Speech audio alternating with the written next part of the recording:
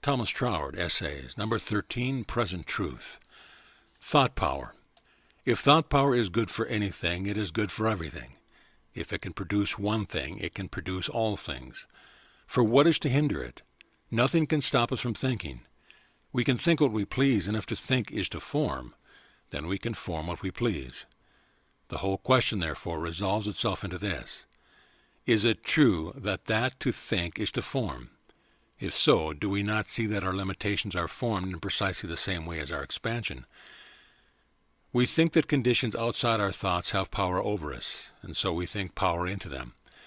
So the great question of life is whether there is any creative power other than thought. If so, where it is, and what is it?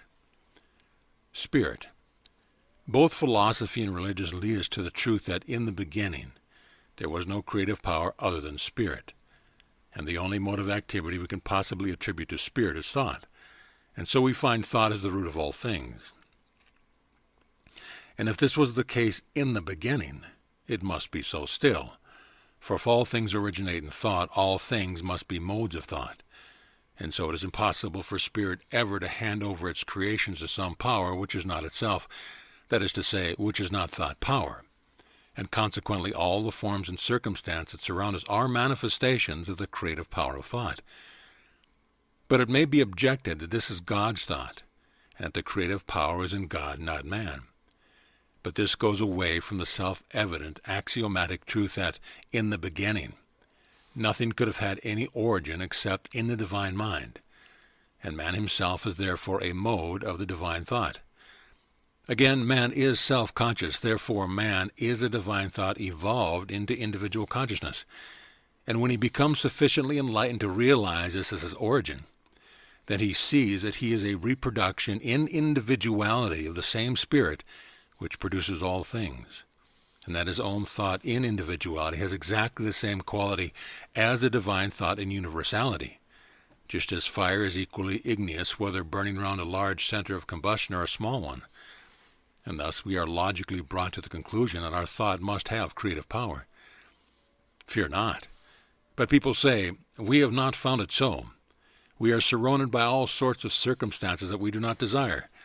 Yes, you fear them, and in so doing you think them. And in this way you are constantly exercising this divine prerogative of creation by thought.